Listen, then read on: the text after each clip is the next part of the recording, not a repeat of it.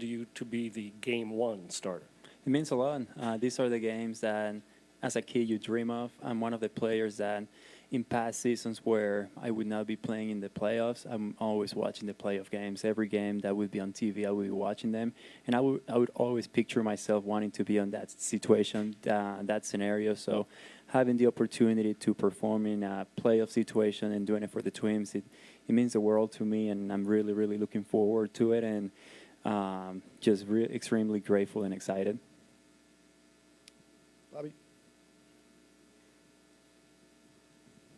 Having the chance to stay in Minneapolis when the team went to Colorado, how much did that change your routine? How much did you try to keep it the same when you were away from the team for a few days?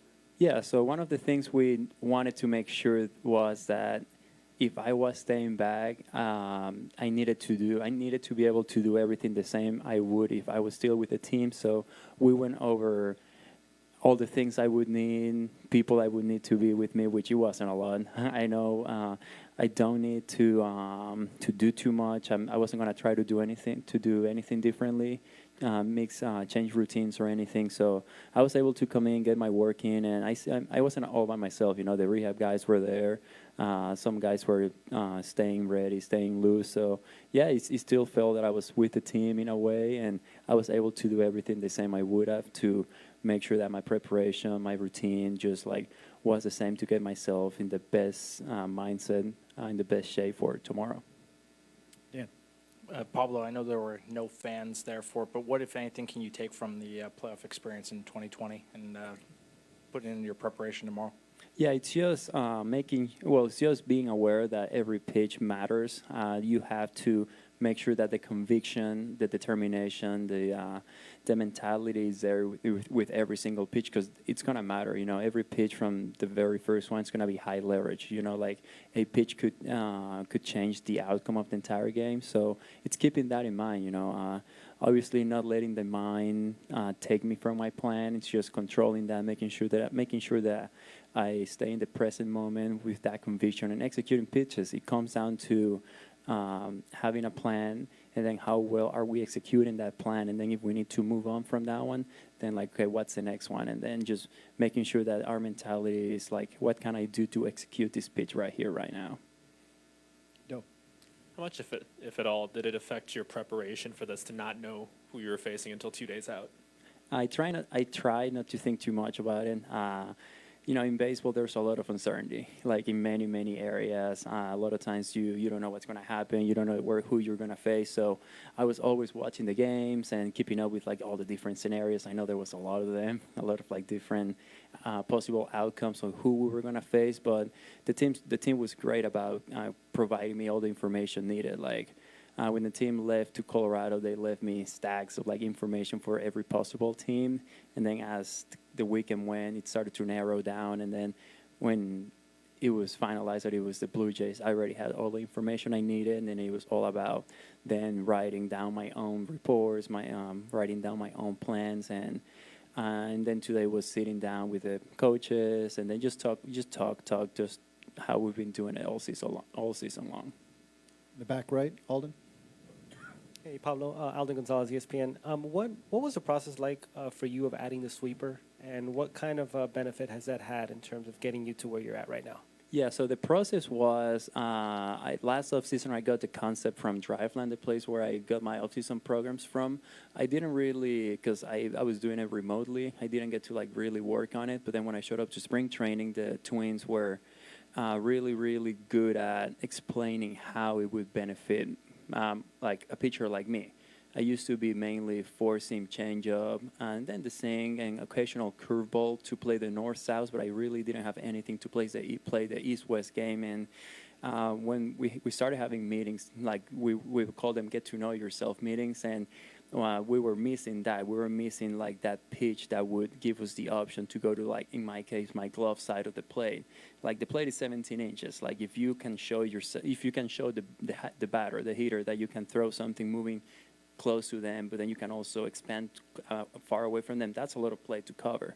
Like, it's tough to cover that much play when you have to think about 94, 95, 96, but also stuff going the other way. So once they started showing me all the numbers, all the information, how it would help, like how it would help making sure like to give yourself options to put people away. And then when you add that with the mentality the Twins have about getting ahead, staying ahead, early and ahead, like if you get an early out, great. And then if you get to 2 strikes, then take your shot.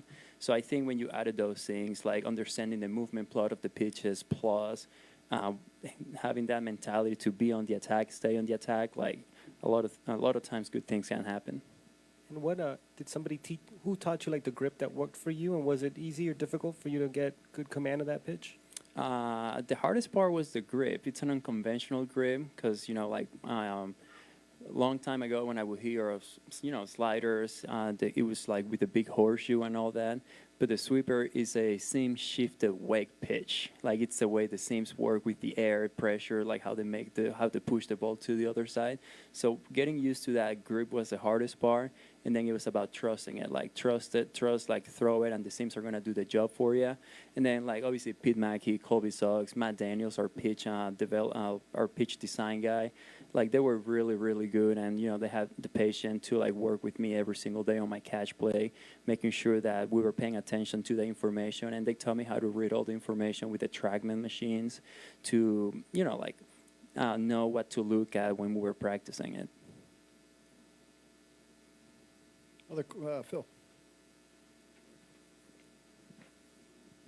Pablo, you were 8 the last time the Twins won a postseason game. Is there any way that the weight of that history is on your mind at all, or any effect at all? Well, I've heard about like the 0-18 thing a lot, and I feel like just like anything in life, nothing lasts forever, you know. And I feel like if there's a group that can, you know, like lean into this opportunity and embrace it. I feel like this group, like sharing a clubhouse with these guys, I can tell this group is as good as any to go out there and then like give the team, the fans, the community the opportunity to like celebrate something. You know, I can say that majority of us have not been a part of that unfortunate streak, but I know our fans have. Our fans, the community, the state of Minnesota have been part of that. And I think we're embracing that, and we're going to use it as the motivation and the fuel we want and need to like not only do it for ourselves, because ultimately the goal is to win the championship, win the very last game of the season, but also like give the fans like something to like root for, celebrate, like let them know that we care about them, that we want to show up for them. And I think it's going to come down to take the field tomorrow and then the games after that. And, you know, like with a chip on our shoulder and then just willing to put on a good show for them. Darren. Pablo, as you sift through that Toronto packet of information, as you think about the Blue Jays lineup, what stands out? There's not a lot of holes. There's not a lot of like times where you can take a pitch off. Not that you should never take a pitch off, but like especially with a lineup like that, you really have to make sure that you're in your A game and understanding that like it's a lineup that you don't want to like really give in, but like you have to be on the attack. You have to like try to put as much pressure as you can on them. Let them know that you want them to hit your pitch rather than them having to hit the pitch they want to hit because you're not attacking the zone. So it's a good lineup. They have a good balance of lefties and righties. They can hit the ball the other way. They can put pressure on the bases. So it's just going to be making sure that I stay convicted with every single pitch and understanding that a lot of times you're always one pitch away. So make it a good quality pitch, and it's just conviction, quality pitches, and just try to like put pressure and like have the control of like the at bat. Any other questions for Pablo? Okay. Thank you, Pablo. Yep. Thank you. What was the thinking of Pablo 1, Sonny 2 versus the reverse? Well, they're both excellent pitchers and excellent options. I didn't actually really think I had to spend a lot of time comparing each one of them. Pablo's been pitching ahead of Sonny on the calendar since opening day.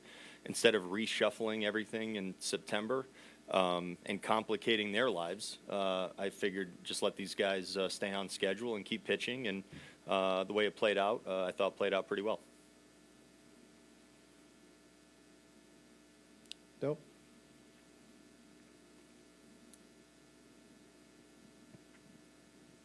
How are you feeling about where the guys with some uncertainty, where they worked out today? Well, I think they've all made a lot of progress. I'm not going to actually discuss each and every one of them and just exactly where they sit and just how likely they are to play this week and beyond this week. One, I don't have every single one of those answers as we sit here right now. We have a pretty good idea, but we don't have that completely figured out just because we still have more time to make decisions. So I know that's a topic that a lot of people probably are interested in, who's playing, but we're going to set our lineup tomorrow when we hit that deadline, and we'll know the answers then. Betsy. We talk a lot about player postseason experience, but for you, having been through this 2 times now, what do you feel like you've learned, about the challenges of managing in the postseason? Well, I think the emotion in the postseason is certainly probably one of the biggest differences in in every single regard. And I feel it too. You hit the postseason, you play these games that are of enormous importance. We basically work our entire lives in a lot of ways to get to this point to play these games. And these are games you want to tap into all of your experiences, everything you know, to succeed. And it means a lot in every direction. For myself as a player, coach, and now manager, having seen how these things play out in every direction. You feel it more. You feel these games more than any other game you're going to play. So that's the way that I interpret these games. Once things start rolling in your direction, you win your first game, and then you move on from there. Truly, anything is possible. I've seen it happen. I've been a part of it. But you want to start off good, and you want to go out there and play a good ball game and win your first game right off the bat. And that's our job tomorrow. Audra. How unique and fortunate of a position do you feel like you and your team are in right now, given the combination of the rookies you have that are contributing the way they are, with the amount of playoff experience, even World Series experience you have in the clubhouse? Yeah, it's actually a fun topic for me to talk about because our young players that came in, they re-energized our group in so many ways. Maybe even woke me up in a lot of ways too. The Eddie Julian factor. They all fall under the umbrella. I think you could probably call it the Royce factor or the Wallner. We could call it whatever you want. But these guys did a lot for our club, and then we also have some serious veteran presence and experience on our club too. So we got a little bit of everything. I don't think you can label our group something and it encompasses everyone. I like it's a well-rounded group that offers a lot of different things. So our rookies have certainly put us here. I don't think we're sitting here without the performances by those guys. And now they get their first experience playing in these big games too. So after today, they're not playoff rookies anymore. Hazel, on your right, Rock. Hazel May with Sportsnet. Rocco, in a short series, do you find yourself trying to strike a balance between managing aggressively or not changing what's been working for you? Well, I actually talked to our club today about a few different things. One thing I mentioned to them was we're going to stick with what we know and stick with what we do in a lot of different ways. In playoff environments, we're going to find ways to get our high leverage relievers in the game. That's not a secret or anything like that. But we're going to find ways to get those guys in certain situations. You're able to kind of pack your bullpen with a lot of really good arms. So I think as the series goes on, we're going to find ways to get them in there. Really, other than maybe some pitching decisions. I mean, all that said, we're going to ride Pablo and Sonny. Those guys have pitched us to this point, so we're going to let them go out there and do their jobs too. But besides some what I would just call some pitching decisions that may look a little different than what we've typically done, I think we're going to operate very similarly. Alden, back right. Hey, Rocco, Alden Gonzalez, ESPN. What were your expectations of Willie Castro and how he fit on your roster when the season began, and what has he meant to the trajectory of your team this year? So, have I told the story about Treehouse Brewery and meeting my buddies this off season to you guys at any point? Yeah, did I tell you that, Aaron?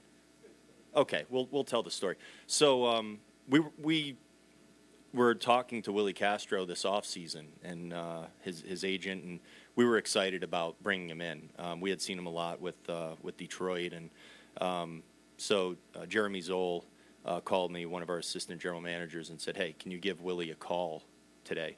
So I'm like, "Well, I'm meeting my buddies at Treehouse Brewery in Charlton. I'm driving up there and having a couple beers and relaxing, and later on in the afternoon heading home." And so I went and had a couple beverages. It was a good day. And then I call Willie, and I'm expecting this long conversation about all kinds of things. And I said, "Listen, man, I think you can really help us." And I said, he was a non-roster invite to camp. And, talked to him about a few things. Maybe a minute I was on the phone with him. I was expecting something longer. He was very to the point. He said, "Yeah, that sounds good." He was signed soon after. He shows up to camp, and he has been a revelation for us, to be honest. And we've asked him to do virtually everything you could ask a player to do, and he's done everything at a very high level. He's been one of our MVPs this year, is what he's been. So, you put him in the infield, you put him in the outfield. He's been an exceptional base runner. He stole 30-some-odd bases, and the at-bats have been awesome from both sides of the plate. So he's been, I expected a lot from him, but we've gotten so much more than we ever could have hoped for. And, I think I'm lucky he wanted to come play here because he had a choice as far as what he was going to do. So it's worked out really good, I think, for everybody. Any others for Rocco?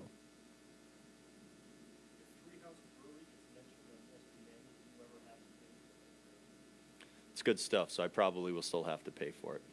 Yeah. Nice spot.